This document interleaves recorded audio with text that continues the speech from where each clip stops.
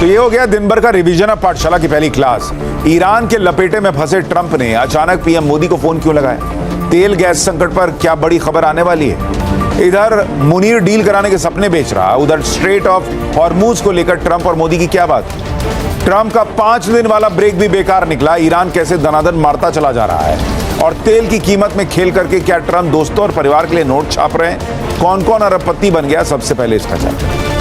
देखिए, ईरान युद्ध को लेकर मामला दिनों दिन बिगड़ता चला जा रहा है। पूरी दुनिया तेल गैस के संकट में धंसती चली जा रही है। ट्रंप अलग ईरान के दलदल में धंसे हुए हैं, वो निकल नहीं पा रहे। और ट्रंप के दिमाग में चल क्या रहा है कोई नहीं जानता बॉस। ट्रंप इस युद्ध में फंस तो गए, लेकिन उनको समझ ही में नहीं आ रहा कि इस युद्ध से निकलना कैसे। और वो पूरा हाथ पैर मार रहे हैं, और जैसे दलदल में होता है, जितना हाथ पैर मारिए उतना धंस जाइएगा। वही ट्रंप के साथ हो रहा है। वो युद्ध के दलदल में फंस गए, जितना हाथ पैर मारते हैं उतना ईरान नीचे खींच लेता है। इसी में आज अचानक ट्रंप ने प्रधानमंत्री नरेंद्र मोदी को फोन लगा दिया।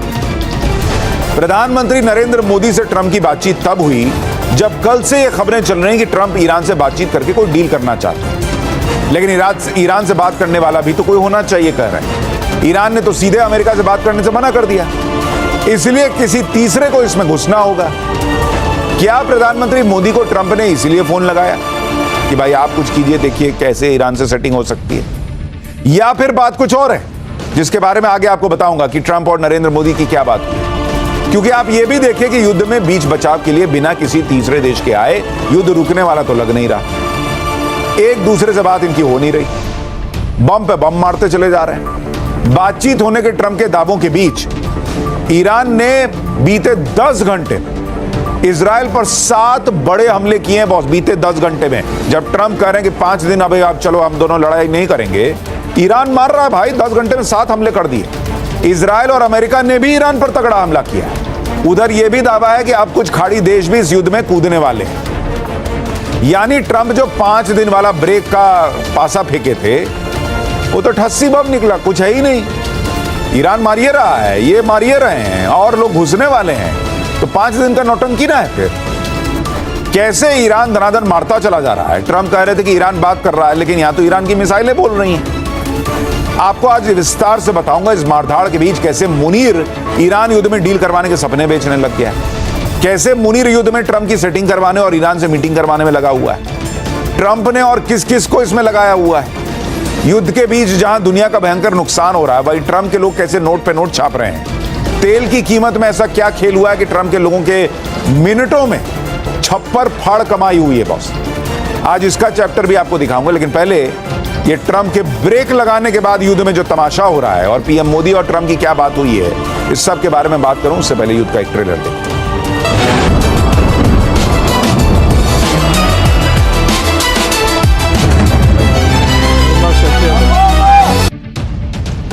देखिए, ईरान अमेरिका युद्ध में आज की सबसे बड़ी खबर यही है कि डोनाल्ड ट्रंप ने इस पूरे युद्ध के बीच में प्रधानमंत्री नरेंद्र मोदी को फोन घुमा दिया है।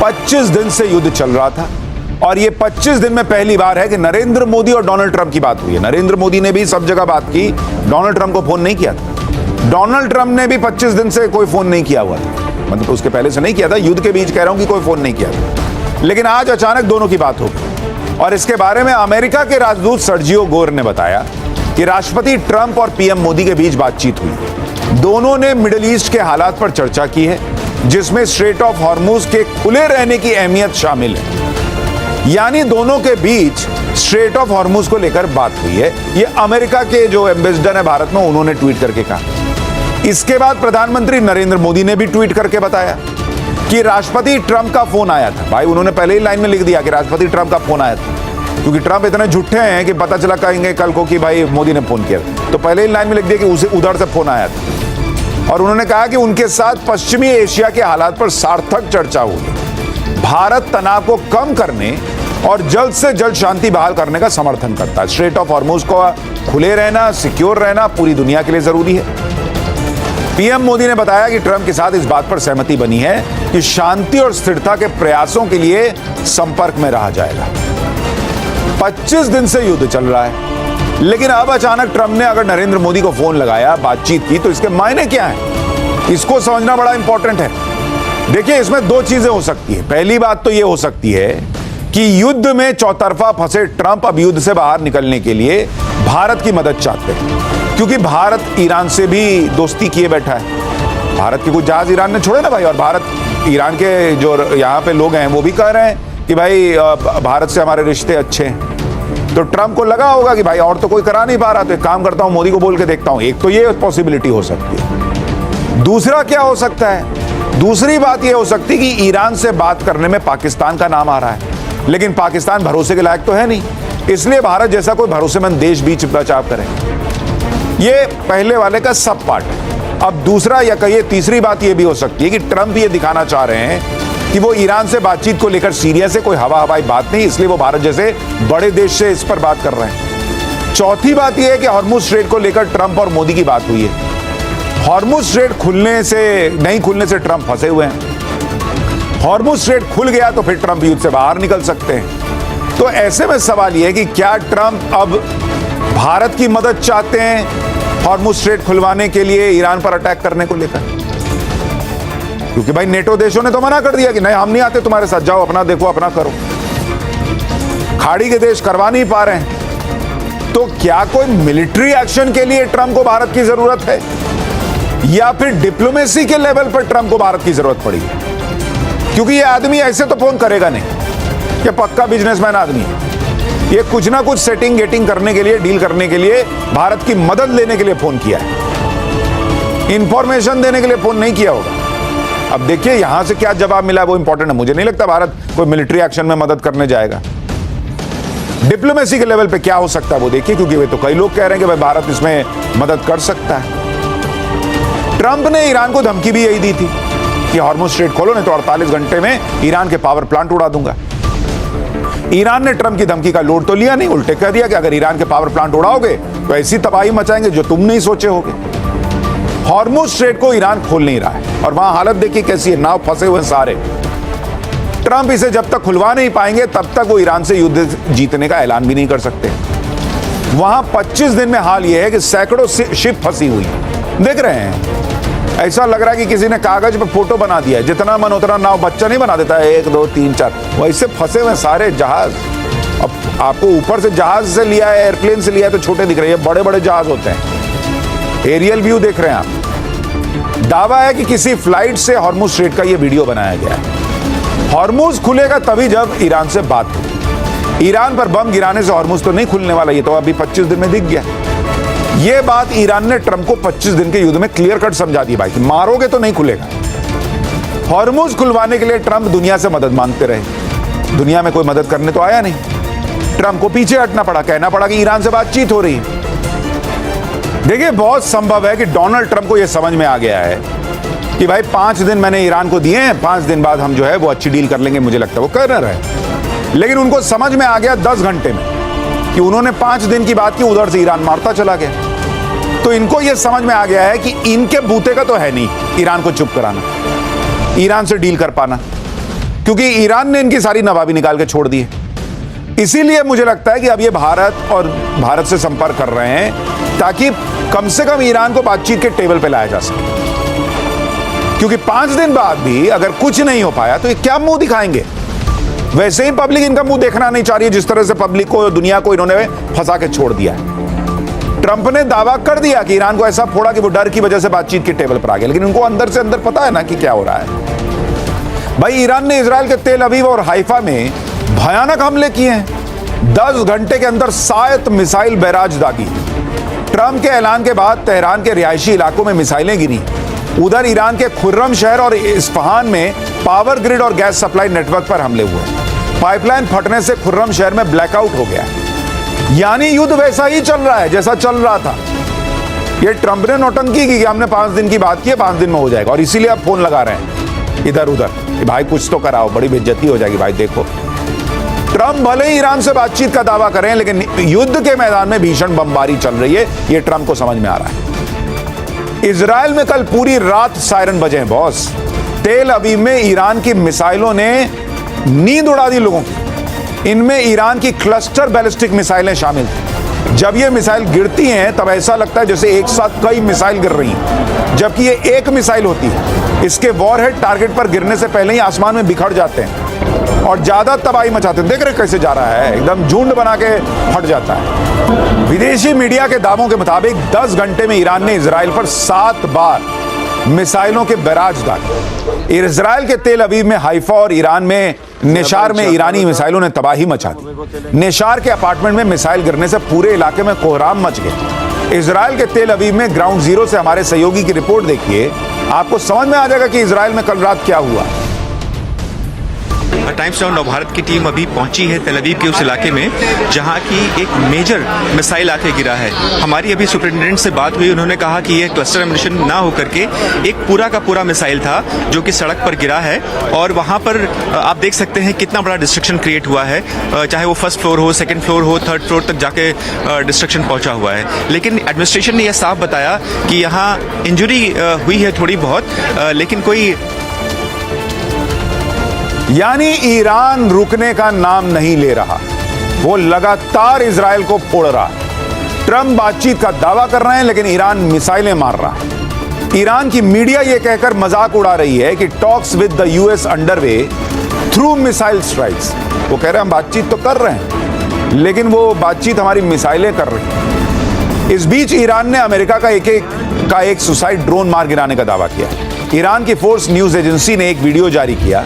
इस वीडियो में एक काले रंग का सुसाइड ड्रोन क्रैश हुआ पड़ा है। ईरानी न्यूज एजेंसी ने इसे अमेरिका का ल्यूकस ड्रोन बताया है। 25 दिनों के इस युद्ध में ईरान ने अब तक अमेरिका के 131 ड्रोन मार गिराने का दावा किया है। इधर ईरान फोड़ता चला जा रहा है, उधर इजराइल भी नहीं रुक रहा। कल रात तेहरान में रिहायशी इलाके में भयंकर एयर स्ट्राइक हुई, जिसके बाद पूरा इलाका हिल गया। एक बिल्डिंग तो पूरी तरह से तबाह हो गई, जबकि दूसरी बिल्डिंग में एक फ्लोर रहने के लायक ही नहीं बचा। ईरान ने आरोप लगाया है कि हमला अमेरिका और इजराइल ने किया। ये तस्वीरें आपको तेहरान की दिखा रहा हूं। मतलब दोनों तरफ भयंकर तबाही मची हुई। सोचिए, बम और मिसाइलें तब गिर रही हैं जब ट्रंप ने 5 दिन के लिए ब्रेक लगा रखा है हमले पर। जब ट्रंप ये कह रहे हैं कि बातचीत चल रही है, तब मिसाइलें गिर रही हैं। ऐसे में ट्रंप की बातों को कोई सीरियसली कैसे लेगा बॉस? ट्रंप दावे बड़े बड़े फेंक देते हैं। उनकी ईरान में कुछ लोगों से बात हो रही है कह देते हैं, वो ईरान में टॉप के लोग हैं कह देते हैं। ट्रंप का दावा है कि ईरान अब वैसा ही करेगा जैसा वो चाहेंगे, तो अब तक क्यों नहीं किया? और कर रहा है, आपके चाहने पर कर रहा है, तो तेल अवीव कैसे फोड़ रहा है? आप चाहते हैं क्या इजराइल पर अटैक हो? वो कह रहे हैं कि जैसा वेनेजुएला में ट्रंप ने किया था वैसा ही ईरान में होगा। वेनेजुएला में तो ट्रंप ने वहां के राष्ट्रपति मादुरो को उठवा लिया था, फिर मादुरो के ही करीबी सहयोगी डेल्सी रोड्रिगेज को कमान सौंप दी। यही फॉर्मूला ट्रंप ईरान में अपनाना चाहते हैं, लेकिन ईरान वेनेजुएला नहीं है। ट्रंप ये दावा कर रहे हैं कि वो ईरान में बहुत सॉलिड व्यक्ति से बात कर रहे हैं, लेकिन वो सॉलिड व्यक्ति है कौन ये तो बताओ बॉस। उनको खुद नहीं पता, क्योंकि फेंकने में कुछ थोड़ी लगता है। कुछ मीडिया रिपोर्ट्स ने ट्रंप प्रशासन के हवाले से बताया कि अमेरिका ईरान की संसद के स्पीकर मोहम्मद बगेर गलीबाफ से बातचीत कर रहा है। मोहम्मद बगेर गलीबाफ ईरान की संसद के अध्यक्ष हैं। इनकी गिनती ईरान के शक्तिशाली नेताओं में की जाती है। ईरान की राजनीति में मोहम्मद बगेर गलीबाफ एक बड़ा नाम है। वो IRGC के पूर्व कमांडर और तेहरान के मेयर रह चुके हैं और सीधे तौर पर सुरक्षा बलों और सुप्रीम लीडर के करीबी रहे। लेकिन अगर अमेरिका इनसे बात कर रहा है तो खुल के नाम लेता है। ये तो सोर्सेज से खबरें चल रही हैं। लोग कह रहे हैं कि ट्रंप हवा में तीर चला रहे हैं, क्योंकि ईरान के जिस नेता से अमेरिका ने बातचीत करने का संकेत दिया, उस नेता ने तो तुरंत कह दिया कि झूठ बोल रहा है। ईरान की संसद के स्पीकर मोहम्मद बगेर गलीबाफ ने इन सभी मीडिया रिपोर्ट को सिरे से खारिज कर दिया। सोशल मीडिया पोस्ट में उन्होंने लिखा कि अमेरिका के साथ कोई बातचीत हुई भी नहीं की है। वित्तीय और तेल बाजारों में हेरफेर करने के लिए ऐसी झूठी खबरें फैला रहा है आदमी। अमेरिका और इजराइल युद्ध के इस दलदल में फंस चुके हैं, जिससे बाहर निकलने के लिए फर्जी खबरों का इस्तेमाल किया जा रहा है। यानी अमेरिका और डोनाल्ड ट्रंप नोट छाप रहे हैं बॉस, और मैं आपको बताऊंगा अभी कैसे। ट्रंप की बातों पर किसी को भरोसा नहीं रह गया, इसलिए आप देखिए कि क्रूड ऑयल के दामों में फिर से आग लग गई। कल ट्रंप के 5 दिन वाले बयान के बाद ब्रेंट क्रूड ऑयल की कीमत 10% गिर गई थी, लेकिन आज फिर क्रूड ऑयल के दाम 4% बढ़कर $104 प्रति बैरल पहुंच गए, क्योंकि लोगों को दिख गया कि अरे ये आदमी बोला और रात भर बम फटा है, कैसे तेल की कीमत कम होगी, फिर भाग गया वो ऊपर। कई लोग कह रहे हैं कि ट्रंप ने जिस तरह से अचानक ईरान से बातचीत होने की बात कही, उसके पीछे शेयर मार्केट और ऑयल मार्केट का बड़ा खेल है, क्योंकि आरोप लग रहा है कि ट्रंप मार्केट खुलने से ठीक पहले युद्ध पर बड़ा ऐलान करते हैं। कुछ लोग मार्केट में मोटा मुनाफा कमाते हैं। आरोप लग रहा है कि कल ट्रंप के युद्ध पर ऐलान से पहले ही कुछ चुनिंदा लोगों को यह खबर लीक कर दी गई और उन लोगों ने जमकर ट्रेडिंग की जो अप्रत्याशित थी। फाइनेंशियल टाइम्स के मुताबिक न्यूयॉर्क के समय के मुताबिक सुबह 6:49 से 6:50 के बीच व्यापारियों ने ब्रेंट क्रूड और West Texas intermediate crude WTI crude में 5,000 करोड़ रुपए के दाव लगाए थे। बहुत ये दाव ट्रंप के ईरानी एनर्जी साइट्स पर हमला कर टालने के ऐलान से लगभग 15 मिनट पहले हुआ। इत्तेफाक है। ये दाव कच्चे तेल की कीमतों में गिरावट को लेकर थे और जैसा दाव लगाया गया वैसा ही मार्केट में हुआ। एक तरफ जहां किसी को भनक नहीं थी कि ट्रंप ऐसा करेंगे, वहीं दूसरी तरफ कुछ लोग ऐसे थे जिन्होंने खबर ब्रेक होने से पहले ही तेल के ऊपर दाव लगाया और भयंकर पैसा कमा लिए। दावा है कि इन ट्रेडर्स ने 20 मिनट 938 करोड़ रुपए का शुद्ध मुनाफा कमाया, यानी 47 करोड़ रुपए प्रति मिनट का प्रॉफिट। एक्सपर्ट्स के मुताबिक कोई भी बड़ा से बड़ा ट्रेडर इतने कम वक्त में ऐसा रिस्क नहीं लेता है, वो भी ट्रेडिंग शुरू होने से ठीक पहले। एक थ्योरी ये भी चल रही है कि ट्रंप वीकेंड पर ईरान पर तगड़ा हमला करेंगे जब मार्केट बंद रहता है, जिससे सोमवार को जब अमेरिकी मार्केट खुलेगा तो वो ज्यादा स्टेबल रहेगा और ट्रेडर्स को मुनाफा हो जाएगा। तीसरी थ्योरी के मुताबिक ट्रंप 5 दिन का ब्रेक लगाकर टाइम बाई कर रहे हैं, जिससे ट्रंप को ईरान में अमेरिकी मरीन उतारने का वक्त मिल जाए। वॉशिंग्टन पोस्ट के मुताबिक जिस दिन ट्रंप की डेडलाइन खत्म हो रही है उसी दिन यूएस मरीन्स मिडिल ईस्ट पहुंच जाएंगे। अमेरिका 2 बैच में करीब 5,000 अमेरिकी मरीन्स उतार रहा है। खबर चल रही है कि अमेरिका सीधे स्ट्रेट ऑफ हॉर्मुज से नहीं घुसेगा, वो चाबहार पोर्ट के रास्ते ईरानी इलाके में एंट्री लेगा। खर्ग आइलैंड, हॉर्मुज आइलैंड और नॉर्थ ओमान जिनकी सबसे ज्यादा चर्चा है, वहां से हमला न करके अमेरिका ईरान को शॉक करने की कोशिश करेगा। इसलिए ट्रंप अपनी मरीन्स के पहुंचने का समय ले रहे हैं। आप ये भी देखिए कि इधर बातचीत का माहौल बनाया जा रहा है। उधर ये रिपोर्ट भी आ गई कि अब युद्ध में खाड़ी देश भी कूद सकते हैं। वॉल स्ट्रीट जर्नल की रिपोर्ट के मुताबिक सऊदी अरब और यूएई भी युद्ध में कूदने की कगार पर खड़े हैं, क्योंकि ईरान ने उनकी इकोनॉमी को बहुत ज्यादा नुकसान पहुंचा दिया है और हॉर्मुज स्ट्रेट को ब्लॉक कर दिया। रिपोर्ट में दावा है कि अभी तक तो इन देशों ने अपनी मिलिट्री नहीं उतारी, लेकिन अब वो ऐसा कर सकते हैं। दावा है कि खाड़ी देश ईरान पर स्ट्राइक के लिए अपने यहां बने अमेरिकी एयरबेस पर लगे प्रतिबंधों में ढील दे सकते हैं। इन्हीं सब बातों से लोग सवाल उठाने लगे कि क्या ट्रंप बातचीत को लेकर झूठ बोल रहे हैं और बातचीत की आड़ में युद्ध को नए लेवल पर एस्केलेट करने की तैयारी कर रहे हैं। अब ट्रंप के दिमाग में क्या चल रहा है इससे तो कोई नहीं जानता। क्या नरेंद्र मोदी से उनकी बातचीत चाबहार पोर्ट को लेकर हुई है कि उधर से घुसने वाले हैं? क्या कोई नहीं जानता पर्दे के पीछे क्या चल रहा है। लेकिन यह बात भी सच है कि ईरान से कांटेक्ट करने की कोशिश ट्रंप के लोग कर रहे हैं, क्योंकि कई रिपोर्ट्स में दावा किया गया है कि ट्रंप ने अपने 2 करीबी लोगों को इसमें लगाया हुआ। कहा जा रहा है कि ट्रंप ने अपने दोस्त स्टीव विटकॉफ और दामाद जेरेड कुशनर को ईरान से बातचीत के काम पर लगा दिया है। इनके बारे में आपको बता देता हूं। स्टीव विटकॉफ ये न्यूयॉर्क के बड़े रियल एस्टेट कारोबारी और विटकॉफ ग्रुप के फाउंडर हैं। ये ट्रंप के पुराने और बहुत करीबी दोस्त हैं। ट्रंप ने विटकॉफ को ईरान के साथ शांति वार्ता के लिए अपना विशेष दूत बनाया। ट्रंप के दूसरे करीबी हैं जेरेड कुशनर। ये ट्रंप के दामाद साहब हैं। ट्रंप की बड़ी बेटी इवांका ट्रंप से इनकी शादी हो रखी है। कुशनर ट्रंप के पिछले कार्यकाल में उनके सलाहकार थे। माना जाता है कि कुशनर ने इजराइल हमास युद्ध रुकवाने में अहम भूमिका निभाई थी। इसलिए ट्रंप ने ईरान के साथ शांति बातचीत करने के लिए उन पर भरोसा जताया कि जा बेटा तू ही कुछ कर, ससुर को बचा। लेकिन ट्रंप के सामने दिक्कत है कि जिन 2 लोगों को ईरान से कांटेक्ट करने और बातचीत करने के लिए लगाया गया, ये वही लोग हैं जिन्होंने पहले भी ईरान से बातचीत की, लेकिन उस बातचीत के बीच ही ईरान पर हमला करवा दिया। इसलिए ईरान इन पर भरोसा नहीं करता और ना ही सीधी बातचीत हो रही। ट्रंप को इसलिए बैक चैनल से कुछ और देशों को, कुछ लोगों को लगाना पड़ा। खबर है कि अमेरिका और ईरान के बीच किसी संभावित बातचीत के लिए जिस जगह को चुना गया, वो जगह पाकिस्तान की राजधानी इस्लामाबाद है। इस खबर को और ज्यादा मजबूती तब मिली जब पता चला कि ट्रंप के शांति दूत स्टीव विटकॉफ और उनके दामाद इस वक्त पाकिस्तान में मौजूद हैं। जब इस बारे में व्हाइट हाउस की प्रवक्ता कैरोलिन लेविट से पूछा गया तो उन्होंने भी गोलमोल जलेबी छान दी, जवाब सीधा नहीं दिया। कैरोलिन से पूछा गया कि क्या इस हफ्ते अमेरिकी उपराष्ट्रपति जेडी वेंस ट्रंप के दोनों शांति दूत विटकॉफ और कुशनर के साथ इस्लामाबाद में ईरानी अधिकारियों से मुलाकात करेंगे, तो उन्होंने कहा कि ये संवेदनशील कूटनीतिक चर्चाएं और अमेरिका प्रेस के जरिए बातचीत नहीं करेगा। ये एक बदलती हुई स्थिति है और बैठकों के बारे में लगाए जा रहे अंदाजों को तब तक अंतिम नहीं माना जाना चाहिए जब तक कि व्हाइट हाउस द्वारा उनकी औपचारिक घोषणा न करे। भाई एक बार में बोलो कि नहीं हो रहा है, लेकिन ऐसा नहीं बोल रहे, घुमा फिरा के जवाब दे रही। एक तरफ व्हाइट हाउस कोशिश कर रहा है कि ईरान के साथ होने वाली शांति वार्ता को सीक्रेट रखा जाए, दूसरी तरफ पाकिस्तान ने वाहवाही लूटने के चक्कर में व्हाइट हाउस की कोशिशों पर पानी फेर दिया। खुद पाकिस्तान के प्रधानमंत्री शहबाज शरीफ ने सोशल मीडिया पर ढिंडोरा पीट दिया। लिख दिया कि पाकिस्तान मिडिल ईस्ट में युद्ध को समाप्त करने के लिए संवाद की दिशा में जारी प्रयासों का स्वागत करता है और उनका पूर्ण समर्थन करता है। अमेरिका और ईरान की सहमति के बाद पाकिस्तान इस जारी संघर्ष के व्यापक समाधान और सार्थक और निर्णायक वार्ता को सुगम बनाने के लिए मेजबानी करने को तत्पर और गौरवान्वित महसूस करता है। यानी वहां व्हाइट हाउस छुपा रहा है कि नहीं भाई, उनको कैसे दिखाएं कि हम पाकिस्तान के जरिए जो है वहां पे बैठक कर रहे हैं। यहां ये भाई ने खुला बोल दिया कि देखिए हम तो बड़ा खुश हैं कि आप हमारे यहां आके बातचीत कर रहे हैं। खबर यह भी है कि इस युद्ध को रुकवाने का क्रेडिट लेने के लिए पाकिस्तान जी तोड़ हाथ पांव मार रहा है। मीडिया रिपोर्ट के मुताबिक मुनीर ने शांति वार्ता को लेकर ट्रंप से बात की। शहबाज शरीफ ईरान के राष्ट्रपति मसूद पेजेश्कियन से फोन पर बात कर चुके हैं, कहा जा रहा है। यह भी दावा है कि पाकिस्तान के साथ तुर्की और इजिप्ट भी मध्यस्थता करने में लगे हुए हैं। क्योंकि पाकिस्तान के साथ क्या है कि वो मुनीर जो है वो ट्रंप की चापलूसी में एकदम नंबर 1, तो वहां थोड़ा सेटिंग वेटिंग हो रखा है।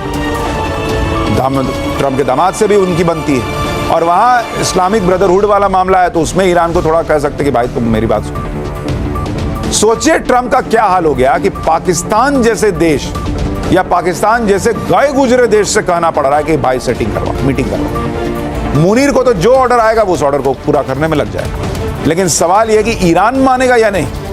ईरान ने किसी तरह से पीछे हटने के कोई संकेत नहीं दिए हैं और ईरान को भी तो दिख रहा है कि तुम मुस्लिम ब्रदरहुड की बात करते हो, तुमने कौन सी मेरी मदद कर दी जब अमेरिका और इजराइल मार रहे थे। एक तरफ तो ईरान अटैक पर अटैक कर रहा है, दूसरी तरफ वो नए नेता को अभी ऐलान कर रहा है। अमेरिका और इजराइल ने ईरान की टॉप लीडरशिप को खत्म कर दिया, फिर उसके बाद जो नेता आए उनको भी खत्म कर दिया।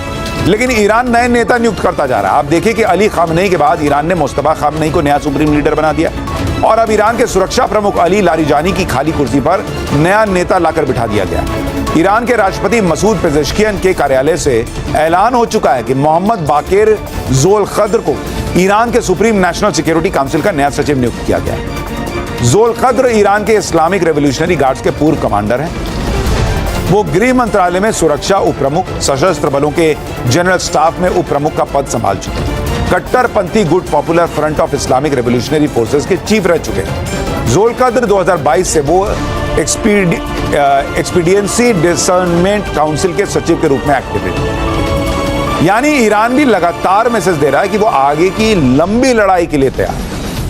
अब अगर ये लड़ाई रुक नहीं रही, पर्दे के पीछे खेल हो रहे हैं, कुछ नया कांड हो सकता है, ऐसे में भारत क्या करे? पाठशाला में अगला चैप्टर इसी तरह। 2 दिन में पीएम मोदी ने दूसरी बार अलर्ट मोड ऑन किया है बॉस।